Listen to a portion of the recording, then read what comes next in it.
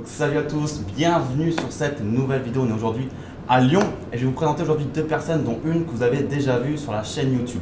Donc avant qu'on commence cette vidéo, comme d'habitude, cliquez bien sur le bouton s'abonner ci-dessous pour recevoir en avant-première toutes les prochaines vidéos et cliquez bien sur le lien dans la barre de description ci-dessous puisque j'ai un petit cadeau pour vous. Il s'agit d'un pack de bienvenue au contenu 100% secret qui te permettra d'amorcer ton indépendance financière. Donc les gars, salut, comment vous allez? Salut. Ça va, Florian, salut. La forme? Alex, ta forme? Bah toujours. Donc rappelez-vous, vous avez certainement vu déjà Florian sur une vidéo il y a un an. On avait un petit peu évoqué son parcours d'entrepreneur et d'investisseur. Florian, rapidement, peut-être pour ceux qui ne te connaissent pas encore, est-ce que tu peux nous dire qui tu es rapidement, en 30 secondes? Rapidement, du coup j'ai 24 ans, Ouais. je suis conseiller en gestion de patrimoine depuis 2 ans. Ok, Et à côté, investisseur plus d'autres business en parallèle. ok. Voilà. Alex, à ton tour, rapidement, est-ce que tu peux nous dire en 30 secondes qui tu es? Yes, Alexandre, j'ai 23 ans, Ouais. je suis associé avec Florian sur la société de gestion de patrimoine en question. Ouais, Et en parallèle, on investit dans des projets, entre autres immobiliers, toujours ensemble. Voilà, on fait beaucoup de projets pro ensemble. ok, top. Donc rappelez-vous, Florian, il y a un an, tu avais acheté un parking, tu avais acheté un appartement avec un prêt étudiant et tu avais ton C'est activité ça. de CGP. Rapidement, avant qu'on rentre dans le cœur de la vidéo, est-ce que tu peux nous dire où est-ce que ça en est? Ton parking, ton appartement, est-ce que tu en as? Tu les as encore? Oui, exactement. Ouais. Alors, pour ce qui est de l'appartement, il tourne toujours Ok. avec le prêt étudiant qui se autofinance avec le locataire. Donc là-dessus, on laisse tourner. Ouais, Et pour ce qui est du parking, donc, je l'ai revendu il y a 2 semaines. Pour le rappel, je l'avais acheté 5 000 € ok. pendant la vidéo. Là, je l'ai revendu 11 000 € net vendeur. Donc j'ai fait une très bonne plus-value. C'est plutôt insolent, hein? C'est pour ça que je l'ai revendu, c'est que je savais qu'en mettant, je savais que je pouvais le mettre assez élevé par Ouais. rapport à ce que je l'avais acheté. Et je me suis dit pourquoi pas le revendre. Et puis en plus on a d'autres projets. Ouais. Donc voilà, on besoin va dire de que cash pour je l'avais faire investi ça. au bon Ouais. endroit, au bon moment. Ça m'a coûté 3 lignes blanches, 3 ça. casiers. Parce que rappelez-vous, tu avais fait Et un voilà. parking pour moto, tu avais C'est divisé ça. en 3, J'avais trois utilisé en motos. 3, voilà. Ouais, Ce qui me permettait d'avoir une grosse rentabilité, ce qui n'était pas possible sur une petite place de parking Ouais. pour une voiture. Et là, même en le revendant à un prix de 11 000 € net vendeur, l'investisseur est quand même assez rentable pour une place de parking qui est sur Lyon, puisque c'est ça. il a quand même récupéré les 3 locataires qui sont sur la place de parking. Donc, Ok. donc voilà. Donc propre, hein, plus de 100% de retour Ouais, sur plus de investissement. 100%, en plus pas imposé sur la plus-value. Ce que je vais te demander, est-ce que tu Voilà. as payé des impôts sur la plus-value? Évidemment que non. Pourquoi alors? Comment ça se fait? Et bien tout simplement parce qu'en dessous de 15 000 €, il Ouais. faut savoir qu'on n'est pas imposé sur la plus-value. Ouais. Donc du coup, vu que je l'ai vendu 11 000 € net vendeur, pas d'imposition sur la plus-value. C'est pour ça que un petit conseil à donner, c'est que des fois, il vaut peut-être mieux vendre 15 000 € ou 14 000 € plutôt que de vendre 16 000 et être imposé à la C'est ça, plus-value. pour 1000 €. Ouais. Voilà, pour 1000 € près, Ok, c'est quelque chose à prendre en compte. ok, donc top. Donc si vous n'avez pas vu la première vidéo, cliquez bien dans la barre de description ci-dessous, je mettrai le lien. Donc dans cette vidéo, on va parler un petit peu des projets que vous avez fait ensemble, les gars. Parce que vous C'est avancez ça. plutôt vite. On va parler d'immobilier et on peut dire de création de marque dans le textile. Ouais, c'est ça. C'est ça. Mm. Donc on va commencer par l'immobilier, puisqu'on est dans l'immobilier. Qu'est-ce que vous avez acheté? Parce que voilà, je ne t'ai pas posé la question, mais vous avez continué d'acheter, logique. Évidemment. Qu'est-ce que vous êtes en train de concocter, pardon? Alors là, on est sur un tout nouveau projet. Donc on a créé une SCI ensemble Ouais. et avec mon frère. Donc j'expliquerai pourquoi avec mon Ok. frère aussi, les raisons après. On est sur un investissement donc sur de l'immeuble de rapport. Donc on avait marre de faire du petit, du parking, de l'appartement. On vise plus gros, donc Ok. on vise l'immeuble de rapport. L'idée de la SCI, elle est créée dans une idée de long terme, dans le sens où on voit notre future retraite aussi là-dedans, Ok, dans le sens où on va investir sur des biens rentables. Donc c'est pour ça aussi l'immeuble de rapport. donc un cash flow positif Voilà, immédiat. avec un cash flow positif immédiat, on cherche du 10% de rentabilité Minimum. minimum. Voilà, Brut. c'est brut, voire même net, Net. si possible. Là, on est sur du net, là, pour le coup. Là, Ok. pour le premier investissement, on est sur du net. Ok. Donc voilà, c'est un peu l'idée de la SCI. Super. Alors, rapidement, est-ce que vous pouvez nous dire dans quelle région vous avez acheté ce bien? Dans quel coin? Région Rhône-Alpes, oui, forcément. Rhône-Alpes. Ok. Ouais, voilà. En périphérie, Agglomération dans le coin de lyonnaise. Lyon. Agglomération lyonnaise. Ok. Bon, pour les curieux, on en donnera un peu plus. En off, pour ouais. le moment, On va pas révéler voilà. nos cartes. C'est ça, exactement. On donne Vous pas avez tout. raison. Voilà. Ouais. Quelle surface? Quel type d'immeuble? Alors, c'est un petit immeuble avec 4 appartements dedans. Ok. Donc, il y a 2 T3 de 45 mètres carrés Ouais. et 2 studios de 23 mètres carrés environ.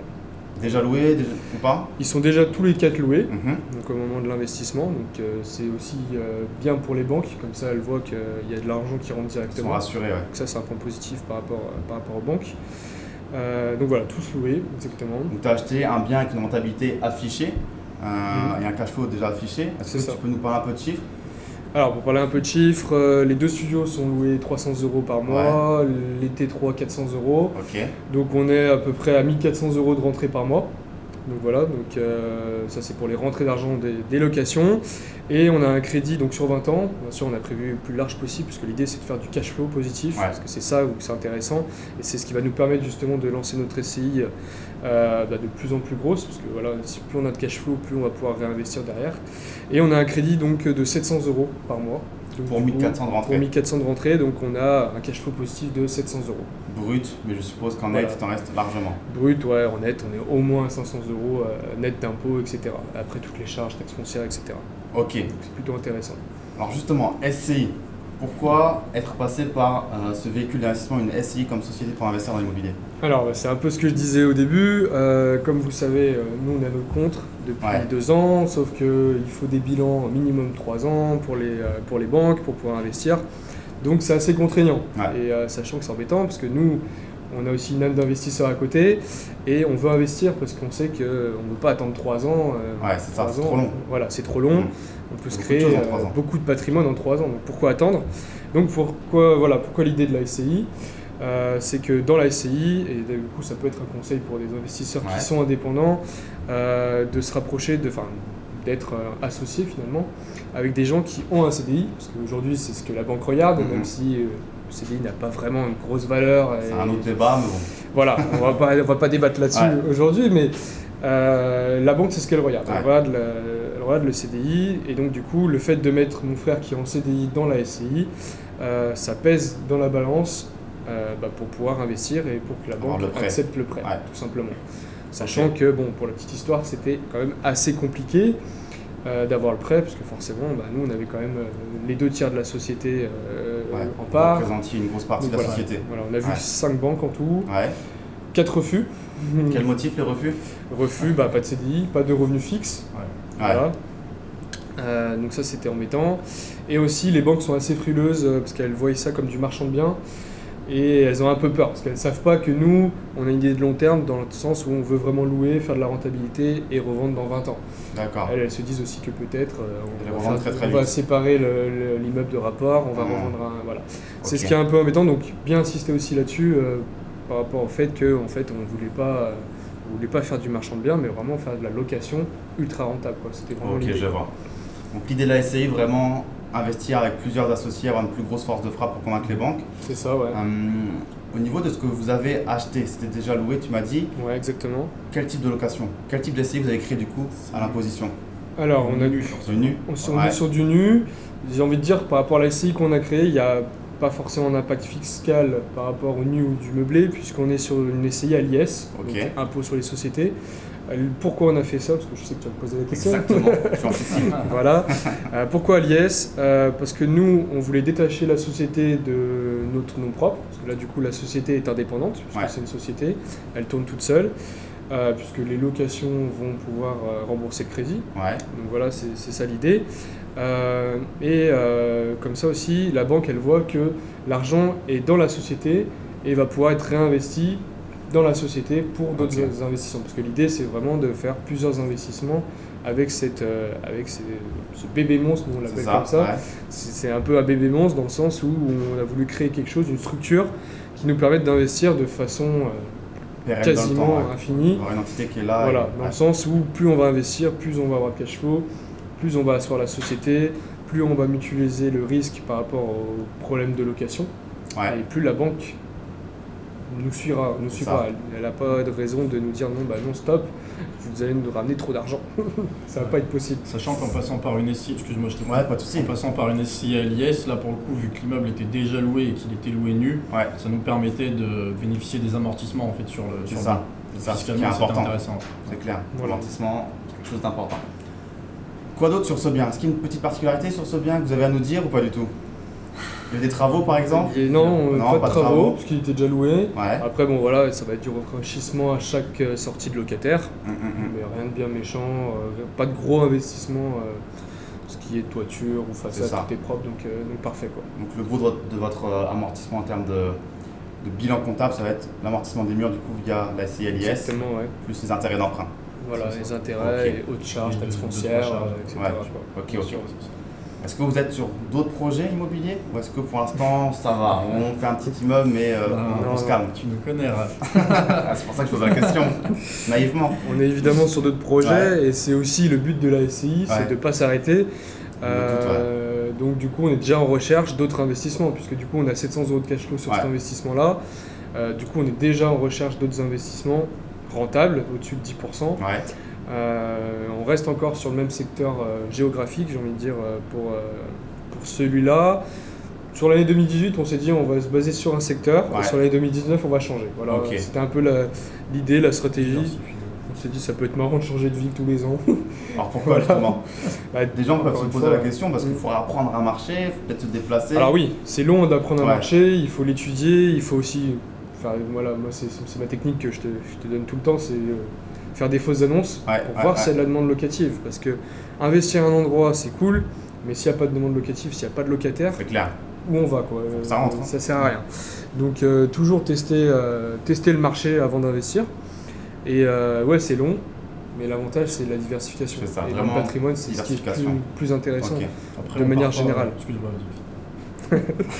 De manière générale, le plus important dans le patrimoine et dans l'indépendance financière, j'ai envie de dire, c'est la diversification. Donc là, on parle diversification immobilier, mais géographique, plein différents types de location, différents types de produits, différents types de localisation. Ça. Voilà. Pourquoi pas aussi peut-être faire du Airbnb, peut-être sur d'autres investissements. Voilà. Immeubles, promotion, Airbnb, colocation, tout ce qui est rentable en fait, tout ce qui rapporte de l'argent. Exactement. On signe. C'est exactement ça. Voilà. C'est ça. Direct. Voilà un peu pour ce que tu voulais dire. En projet immobilier, Ouais, je disais, on part pas tout à fait de zéro pour les autres villes qu'on a en tête parce qu'on a déjà un réseau d'investisseurs immobiliers entre guillemets. Et donc on va se positionner sur les secteurs où eux sont déjà, voilà, en étudiant un peu ce qu'ils ont fait par le passé, en voyant ce qui est rentable, les villes qui sont intéressantes, etc. C'est important le réseau. Vous arrivez, ils peuvent vous dire c'est une bonne affaire, des artisans, des comptables, des notaires, donc ça va, propre. Parlons un peu de ce qu'il y a sur la table, non? Qu'est-ce que c'est que cette casquette? Du coup, je sais pas si vous allez bien la voir. Donc, agriculteur moderne. Je pense que tu peux nous en dire un peu plus, Alex, là-dessus. Ouais, tu veux que je te raconte rapidement comment c'est? L'histoire, bien sûr qu'on veut. Alors, en fait, agriculteur moderne, pourquoi ce terme?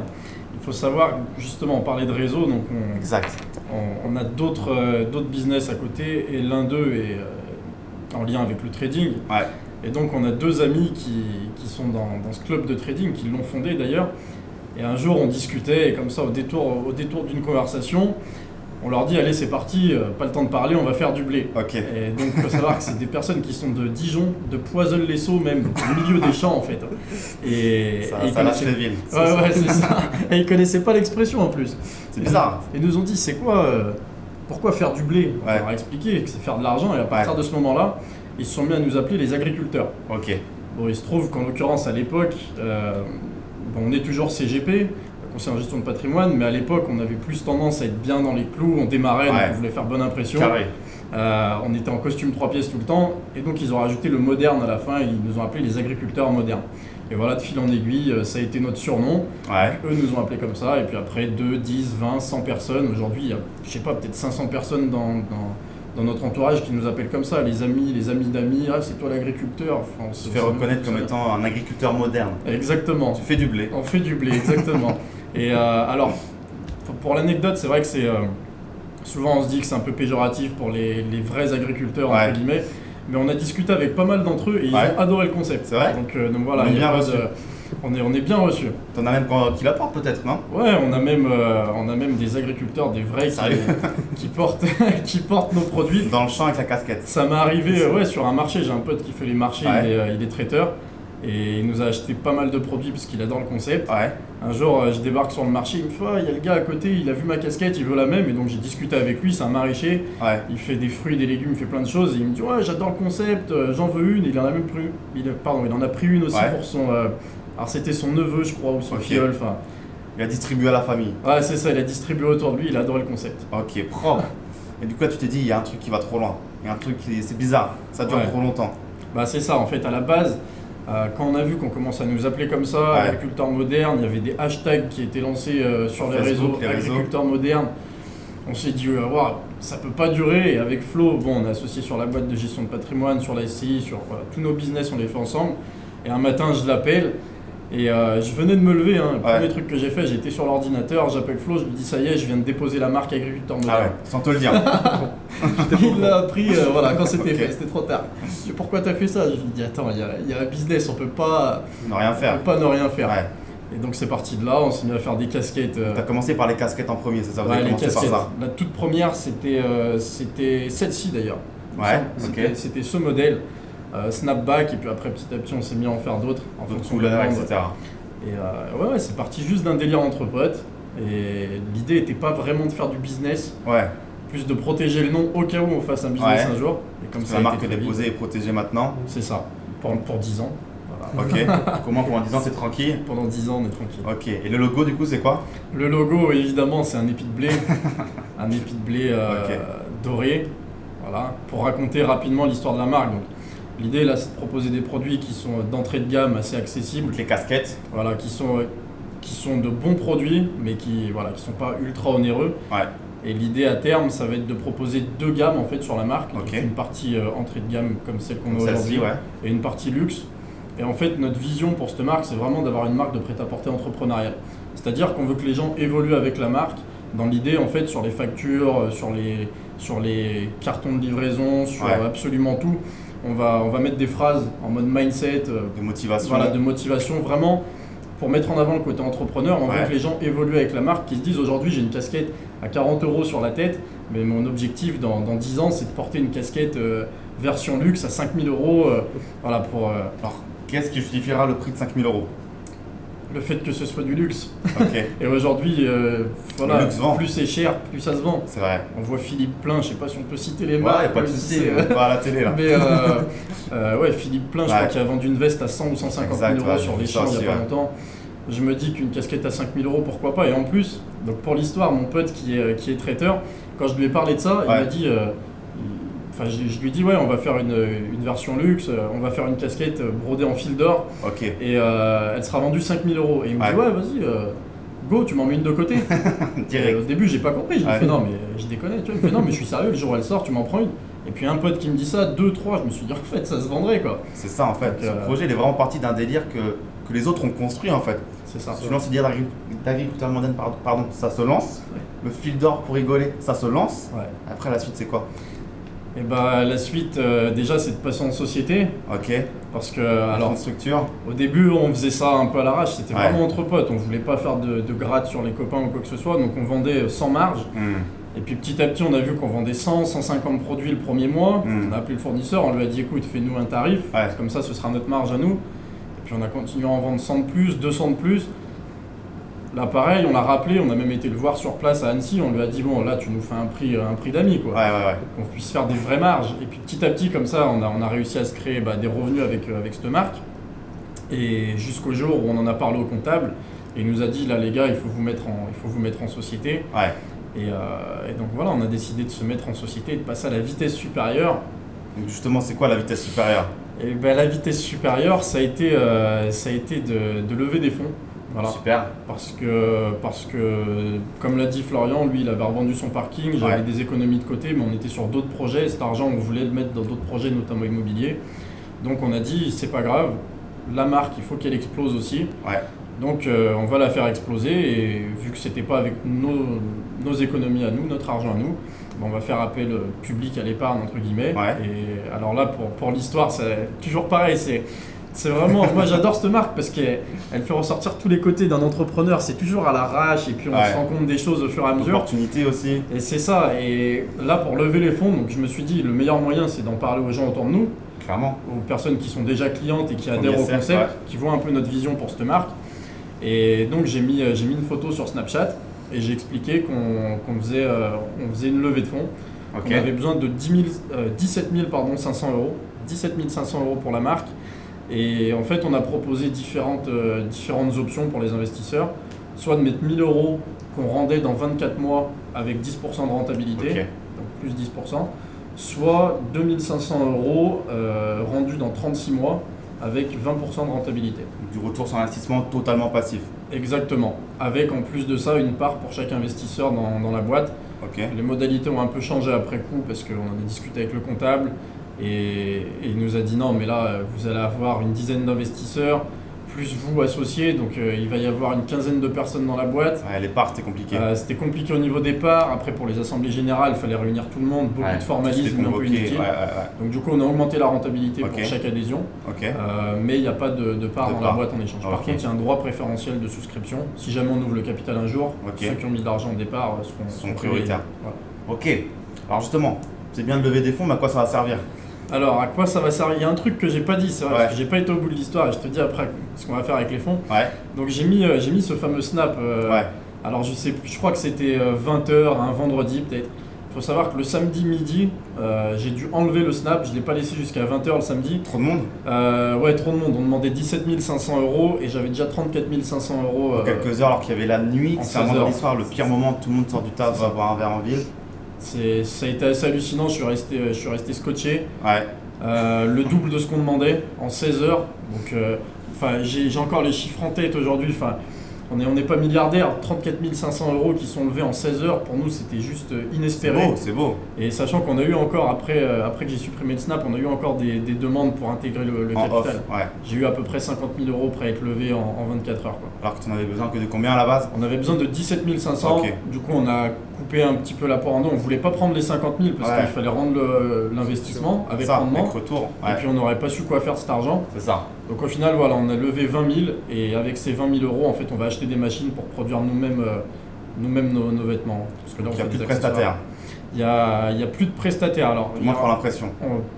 Pour les finitions en tout cas. Aujourd'hui on va acheter un produit en marque blanche, donc un produit brut. Et nous on va nous occuper de toutes les finitions, mettre notre logo, nos broderies, nos motifs. Ok. Du coup c'est quoi vos objectifs? C'est quoi la suite avec cette marque? Vraiment, tu la vois arriver où?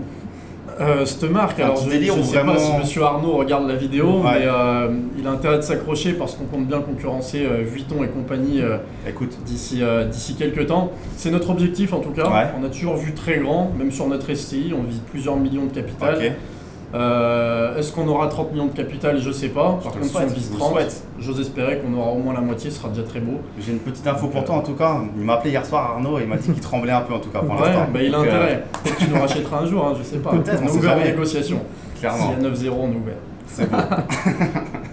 Donc les gars, en tout cas c'est super cool comme projet, hein. Franchement. J'ai une dernière petite question pour vous. Où est-ce que vous voyez dans 10 ans? Chacun votre tour. Je te laisse commencer. Comme ça tu peux réfléchir. Dans 10 ans, en fait, c'est une question assez délicate parce qu'on a tendance à dire qu'on veut prendre notre retraite à 30 ans. C'est l'objectif des 30 ans, etc. Et en fait, on se rend compte que avec tout ce qu'on veut créer, tout ce qu'on monte, en fait, on ne sera jamais à la retraite, même à 60 ans. Parce que finalement, un business en amène un autre, et puis un réseau, quelqu'un, etc. C'est une passion, vous aimez ça. Et en fait, on n'a pas l'impression de travailler, en fait, on fait ça pour le plaisir. Donc du coup, dans 10 ans, j'ai envie de me dire que je pourrais avoir le potentiel de prendre ma retraite, mais je le ferai pas, je pense. Par choix. Par choix, je pense que je ne ferai pas.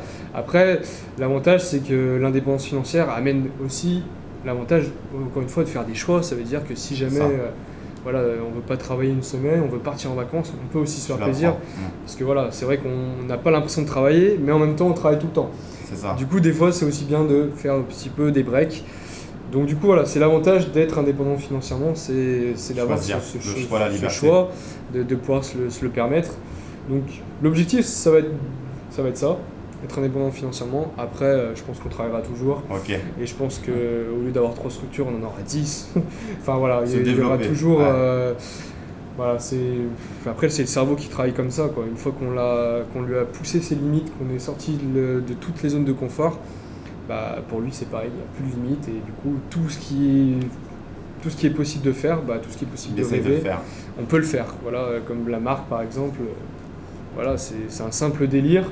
Il y a peut-être 2 ans on l'aurait lancé, on se serait dit non ça sert à rien, on va pas le faire.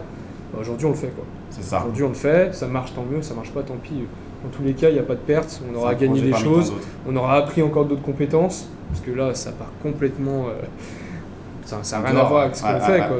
Tout reste à tourner un peu. Voilà, notre boîte de conseil en patrimoine, le fait d'investir dans l'immobilier, quelque part, je me sers de mes bases de conseils pour investir moi-même. Inversement, j'investis, mais du coup, fonctionne en synergie. Tout est un peu en synergie. Là, ça sert un peu quand même, quoique ça reste quand même dans une marque entrepreneuriale. C'est pour ça qu'on la rattache aussi en mode entrepreneurial aussi, pour qu'elle soit rattachée à toutes nos structures. Ok. Voilà, j'essaie un peu de répondre, mais sans trop répondre. Évident, parce que c'est dépourvu. C'est une question de philo là. C'est ça. C'est pas évident, franchement, d'y répondre. Ok, c'est déjà pas mal. Mais on va chercher toujours l'indépendance financière, tout en se disant après, est-ce que le but c'est de créer vraiment quelque chose de vraiment lourd, ou est-ce que le truc c'est de pas être forcément dépendant, mais d'avoir des structures qui tournent toutes seules, parce que c'est ça aussi, quand on crée quelque chose de lourd, on peut aussi dépendre de nos structures. C'est ça. C'est ça aussi qu'il faut faire attention. On devient prisonnier entre guillemets. Voilà. Finalement, on vient prisonnier d'un autre système. Exactement. C'est ça qu'il faut faire aussi attention. Ok. Voilà pour ma part. Et toi, du coup, Alex? Du coup, j'ai eu le temps de réfléchir. C'est ce que j'allais dire. Prends réponse. Mais du coup, tu vois pourquoi on est amis depuis plus de 20 ans aujourd'hui, parce que on a la même vision des choses sur absolument tout. De temps en temps, les avis divergent, c'est top, parce que ça permet aussi d'avoir plusieurs points de vue et d'avoir de grandes idées. Mais sur le gros de ce qu'il a dit, je le rejoins complètement. Nous, notre idée, et on se le dit tous les jours, voilà, on a cet objectif en tête, c'est de se dire qu'à 30 ans, si on veut, on peut prendre notre retraite. Le choix. C'est vraiment cette notion de choix. On veut pouvoir se dire, aujourd'hui, j'ai 30 ans, si je veux arrêter de bosser jusqu'à la fin de mes jours, je le ferai. Mais c'est évident qu'on ne le fera pas, on a un milliard de projets en tête et c'est en nous en fait. Tu vois, ça coule dans tes veines. Parce que si t'arrêtes, tu fais quoi? Exactement. On a plein d'idées et puis en fait, je dirais même que ça dépend même plus que de nous aujourd'hui. C'est-à-dire qu'on bosse avec des gens au quotidien. Je le disais, l'idée de la marque, c'est vraiment d'accompagner les gens dans leur parcours entrepreneurial. Et nous, on ne voudrait pas juste créer une marque comme ça et puis se dire dans 10 ans, ça se trouve, voilà, on parlait de Bernard Arnault, il nous l'a racheté de 100 millions, on est content, on a pris notre chèque au passage. Et la vie est belle, on arrête de bosser. Non, nous, on veut vraiment accompagner aussi les personnes qui nous entourent au quotidien et faire des choses avec les gens. Pas juste valeur derrière. Voilà, donc il y a toutes des notions qui nous dépassent en fait largement aujourd'hui et qui font que même si on peut le faire, à 30 ans on ne prendra pas notre retraite, c'est certain. C'est sûr. Après j'ai oublié de rajouter un petit truc, si après tout ce qui est impacté.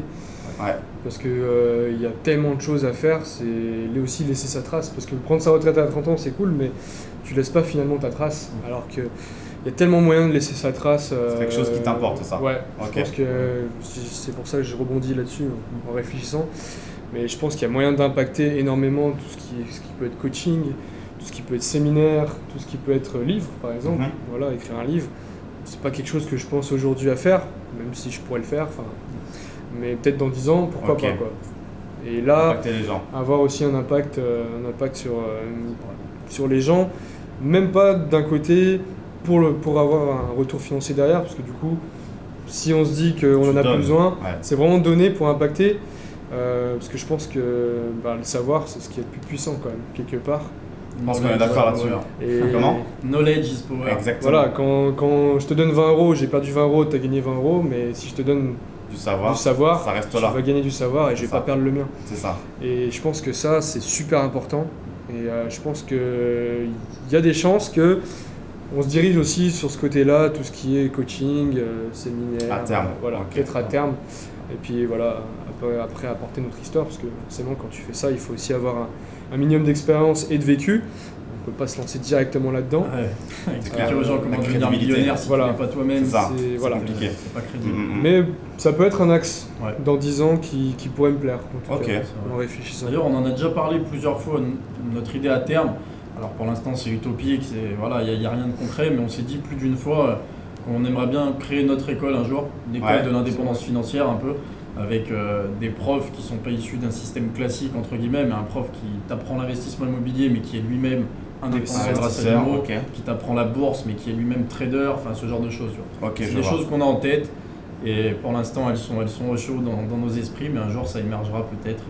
On l'espère en tout cas. Reformater le système scolaire. Ça, c'est un très très bel objectif, très puissant. C'est pas puissant, ça t'interviendra peut-être. Avec plaisir, tu m'appelleras. Exactement. Ok, bah merci beaucoup les gars en tout cas pour votre temps, pour cette vidéo riche en contenu. Donc si vous l'avez aimé comme d'habitude, mettez un petit pouce bleu, posez-nous vos questions dans les commentaires, partagez-la avec des gens qui veulent entreprendre, investir, qui pensent que c'est pas possible, qu'on est trop jeune ou je ne sais quoi. Vous avez quel âge déjà? On l'a pas dit? 24 ans. 23 ans. 24 ans, 23 ans, j'ai 24 ans, donc voilà. Preuve qu'on peut commencer jeune. Vous avez commencé à quel âge à entreprendre et à investir? Vers 21 ans. 21 ans, Ouais, 21 ans. Pour moi. plus ou moins pareil, voilà, c'est ça. Donc lourd, je mettrai également dans la barre de description le site, il y a un site marchand je suppose pour récupérer les Alors, le casquettes. site est en cours, mais il arrive courant avril, je sais pas quand tu publies la vidéo. Ça sera là du coup. Ok, bah le site sera en place et soyez agriculteur moderne. Ouais, exactement. Tu sais déjà l'URL ou pas? Non, pas ça encore. sera pas encore. On Donc a je le le dis pas développeur qui bosse à l'oral. dessus. Ok, je mettrai tout dans la barre de description en tout cas. Et également, donc lisez bien la barre de description si par exemple investir dans l'immobilier, on a un petit peu parlé d'immobilier aujourd'hui, vous intéresse. Voilà, j'ai certainement un programme qui vous permettra d'apprendre à investir dans l'immobilier, trouver une bonne affaire, la financer, les travaux, trouver un locataire, etc. de A à Z. Les gars, je vous recheck pour vous dire au revoir. Salut. Merci Florian. Bah, merci à toi. Merci Alex. À une prochaine. Yes. Ciao. Ciao. Salut.